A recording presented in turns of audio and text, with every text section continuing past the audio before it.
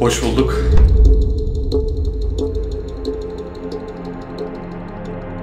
Sen çok iyisen abi, seni hiç kimse geçemez.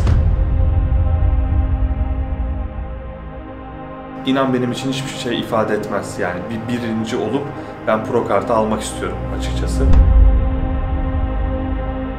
Vücut geliştirme size yarayan doğruları bulup yaptığınız kadar size başarı getirebilecek bir sporlar. Hiç görmediğiniz bir Baran Kalaycı göreceksiniz.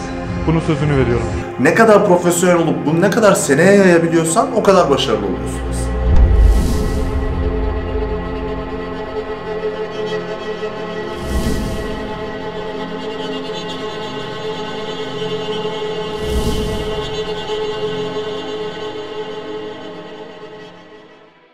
Uzun zamandır video atamıyorduk. Şimdi tekrardan bir seriye başlıyoruz. Samet geldi. Olimpiya serisine başlıyoruz. Bildiğiniz gibi 9 Aralık'ta Amerika'ya gidiyoruz. Las Vegas'ta amatör olimpiyada yarışacağım Men's Fizik'te. Bu yılki hedeflerin arasında iptal olan yarışlardan ve şimdiki gideceğin yarışmadan bize biraz bahseder misin? Karantina başlamadan önce yani Ocak'tan beri böyle ilk bir 3 tane yarışma hedeflemiştik. 3 tane Avrupa yarışması. Romanya vardı, Amsterdam vardı, Almanya vardı. Üçünü peş peşe yapacaktık böyle. Zaten birer hafta arayla falandı çoğu. Yani böyle bir ay falan Avrupa'da kalma planımız vardı. Sonrasında da FIBO'ya falan gidecektik hatta. Biletler alınmıştı, her şey tamamdı. İşte Mart'ın 17'si gibi falan karantina vesaire bu Covid olayları patlayınca zaten hepsi yalan oldu. Yani olayın gidişatını tabii çözemediğimiz için, olayın o kadar nasıl olacak, nasıl bitecek bilmediğimiz için biz Haziran'da bir tane daha yarışma planı yaptık. O yarışmada Kanada, Toronto Pro'ydu. Orada yarışmayı planlıyordum. Aslında 3 yarışma arka arkaya yapmam benim için çok iyiydi. Birinden elbet şampiyon olurum diye düşünüyordum ve pro kartı alırım diyordum. Olmadı. Sonra gözü Kanada'ya diktik. O da iptal oldu. En son artık Eylül'de yapılması gereken dünyanın en büyük Mr. Olympia yarışması aralığa çekildi. Bir problem olacağını düşünmüyorum. Uçak biletlerimizi Heartline, teşekkürler bu arada. Heartline desteğiyle birlikte gidiyoruz. Bu seride bizi neler bekliyor? Bir sonraki bölümler neler olacak? Yani nasıl hissediyorsun? Yani şöyle, güzel soru.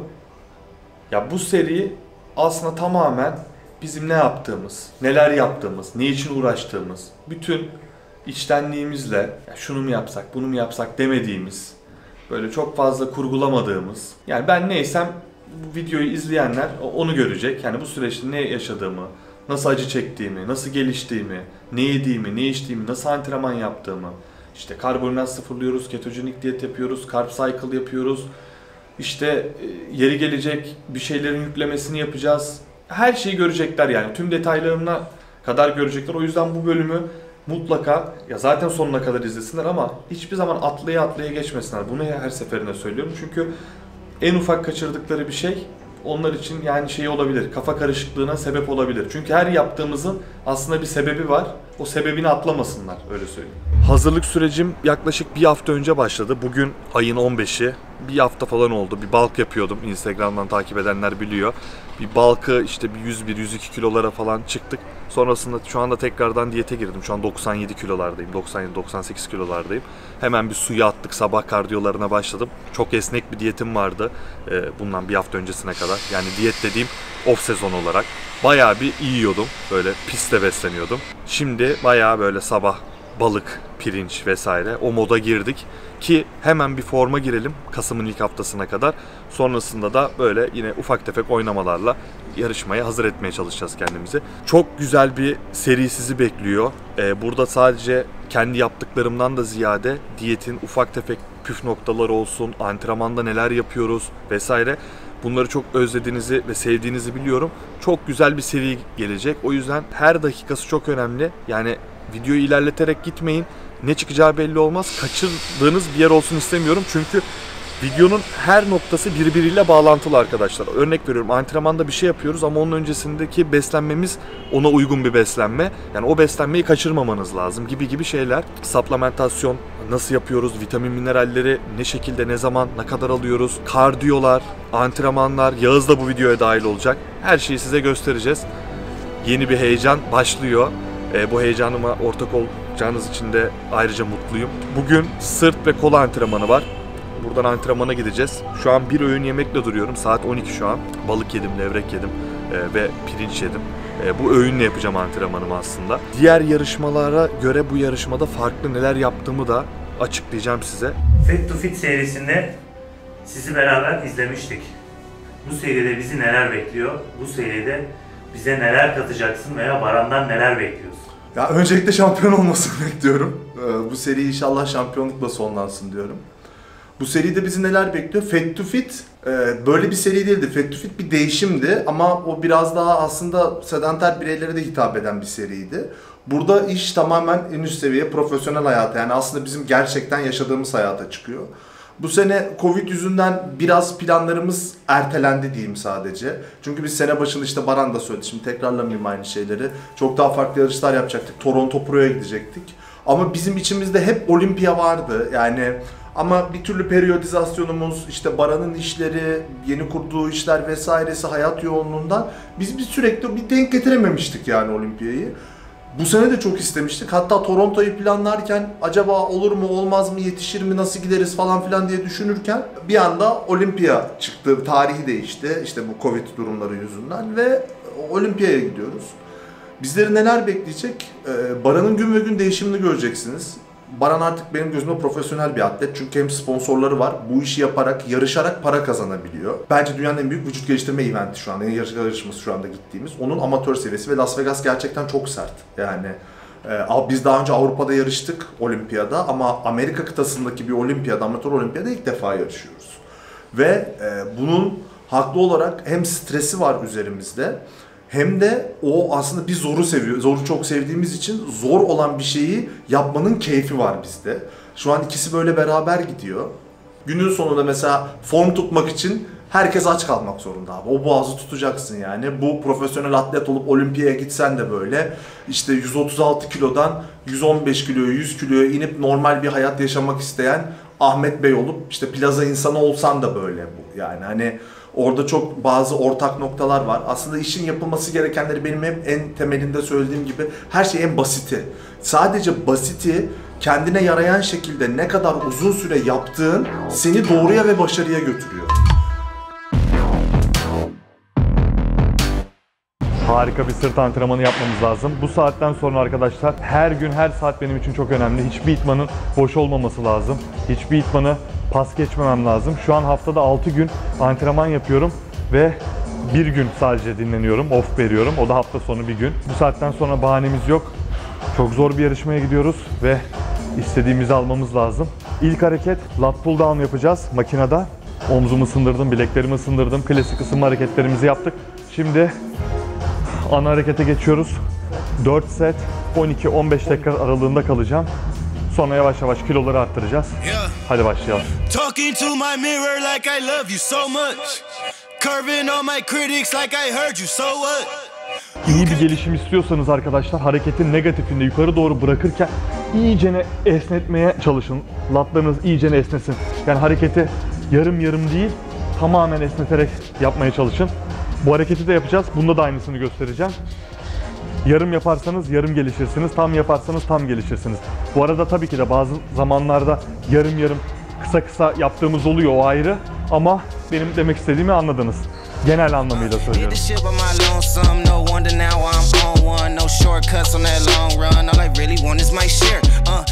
Tutuş en az açı kadar. Tutuş da çok önemli. Burada tuttuğunuz yerin çok fazla sıkarsanız arkadaşlar burada bisepsinize yük bindirirsiniz ama parmaklarınızı aynı bir kanca gibi kullanın. Taktınız sırtınızla. Yani şunu tutup çekerseniz bisepsinizle çekersiniz. Zaten sırtınızın gelişebilmemesinin en büyük başlıca sebeplerinden bir tanesi sırt çalışırken kolunuzla çekmeniz. Tamam, mantık olarak evet kolumuzla tabii ki de çekiyoruz ama kol burada bir araç. Sırtınızı çekmeniz lazım. Bu çok önemli.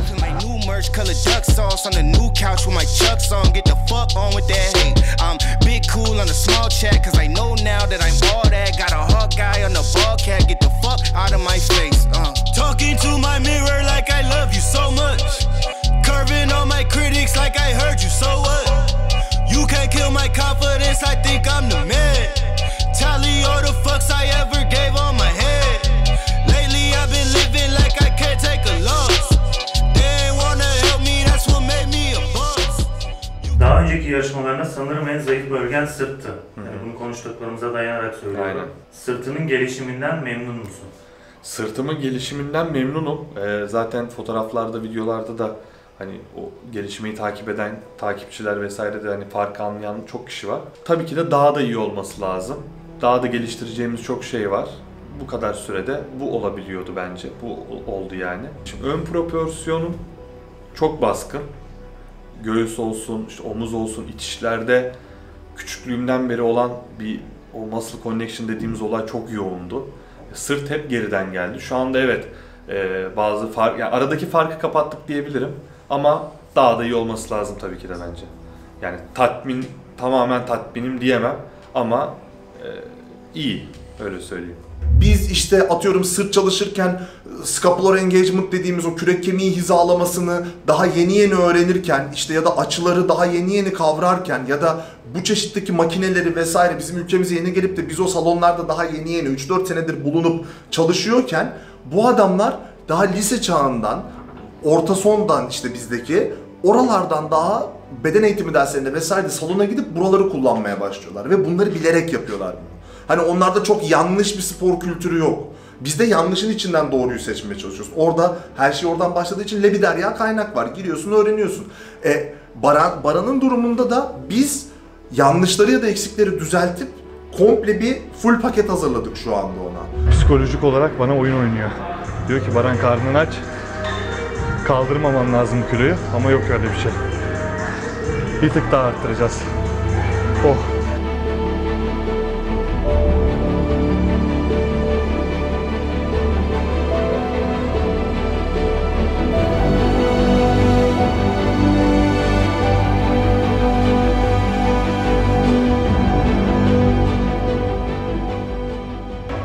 Asla pes etme. Artık ne dersen de. Oh. Daha da giderdi biliyor musun? Çok rahat 5-6 tekrar daha giderdi de. Strap'e baksana. Çok kötü bir strap. Maalesef benimkiler evde yıkamada. Bileğimi kesti ya. Morardı, bileğim morardı. Ama yine de sağlam 3 tekrar.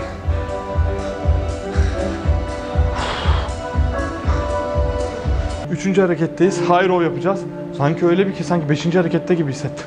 Tam şu köşelerden tutuyorum. Burada dirsekler çok önemli.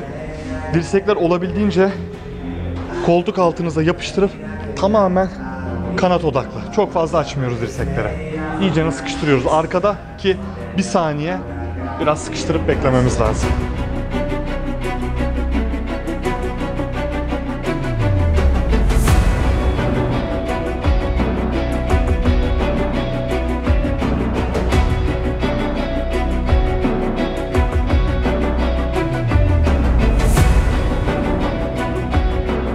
Bu seri inanılmaz olacak arkadaşlar ve size şunun sözünü veriyorum. Bu serideki her izlediğiniz bölümde benim vücudumun değiştiğini göreceksiniz. Bu da size motivasyon verecek. Siz de benim yaptıklarımın en azından kendinize göre uyarlarsanız, tamamıyla olmasa bile, sonuçta her zaman dediğim gibi bunlar benim yaptığım doğrular ama bir şeylere ilham olabilirsem, hiç olmazsa disiplininizi elinize alırsanız siz de bu seriyle birlikte kendi vücudunuzu değiştirebilirsiniz. Çünkü ben size her bölümde vücudumun değişeceğinin garantisini veriyorum. Adeta robot gibiyim. Yiyeceğim öğünün saati belli. Sabah kardiyom, her şeyim şu an eksiksiz bir biçimde gidiyor. %100'ümü bu yarışmaya veriyorum. Öyle söyleyeyim size. Hiç görmediğiniz bir Baran Kalaycı göreceksiniz. Mr. Olympia seni ne kadar heyecanlandırıyor? Şu zamana kadarki katıldığım en zorlu yarışma olabilir muhtemelen. Yani WBFF'de yarışırken prolarla da yarıştım, evet. Yine çok zordu ama yani Olimpiya sonuçta. Tam Olimpiyada bir önceki yarışmam biliyorsun Olimpiyadıydı ama Lizbon'du. Şimdi hani harbiden yerine gidiyoruz, olayın yerine gidiyoruz, Las Vegas'a gidiyoruz. Hani bunun bir tık ötesi zaten Pro Mr. Olympia. Yani benim katılacağım yarışma onun bir tık aşağısı, amatör. Onun bir tık üstü de işte zaten Pro. O yüzden burada alacağım derece benim için çok önemli. Şampiyonluk tabii ki de hedefimiz. Başka bir şey zaten düşünmüyoruz. Çünkü şampiyon olamadıktan sonra ikinci olmak da evet güzel, üçüncü olmak da belki güzel ama inan benim için hiçbir şey ifade etmez. Yani birinci olup ben pro kartı almak istiyorum açıkçası. O yüzden çok heyecanlandırıyor. Her an aklıma geliyor kardiyo yaparken, uyumadan önce, gün içerisinde falan. Şu an harbiden o tamamen fokuslanmış durumdayız. Onunla yatıp onunla kalkıyoruz yani.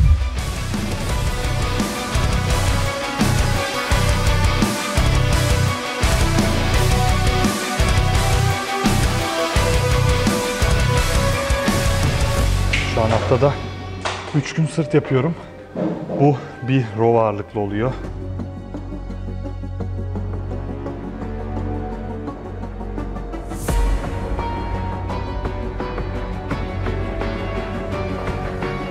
...418 kalori diyor.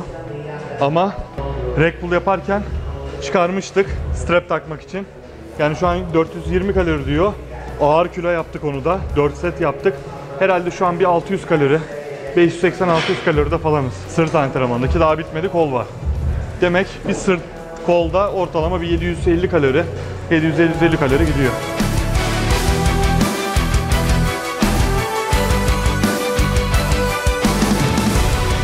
Videonun başında üstünde gördüğünüz tişört, bu atlet vesaire hepsi videonun açıklama kısmında linklerini bıraktım. Wolfgym.com'dan bulabilirsiniz arkadaşlar. Bizim ürünlerimiz yeni koleksiyonda yakın zamanda çıkıyor.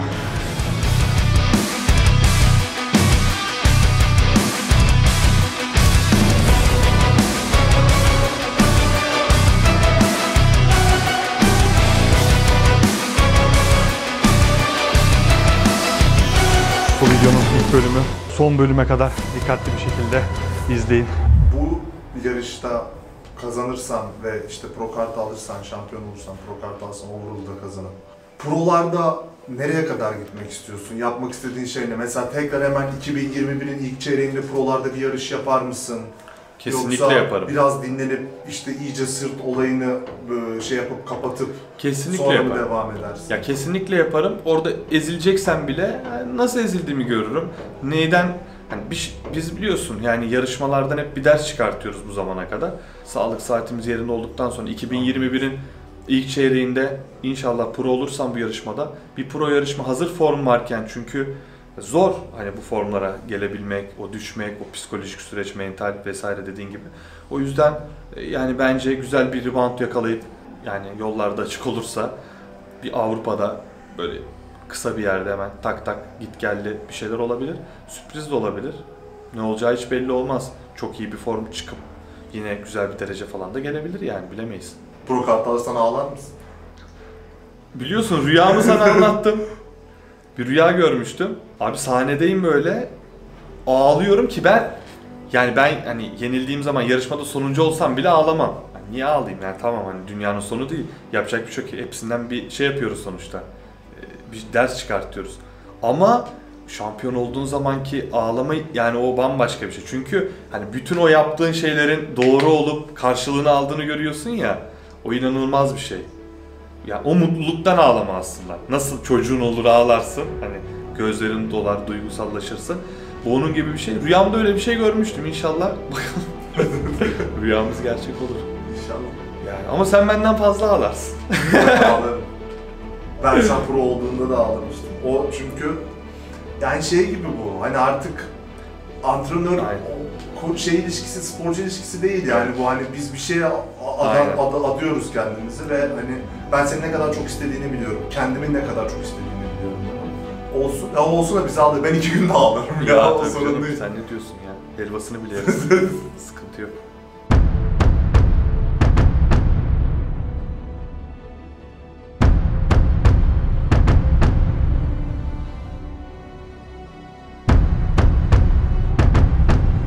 Senin buradaki misyonun yavaş yavaş sonuna gelecek ve sen artık bu ülkeyi ve kendini oralarda temsil edeceksin.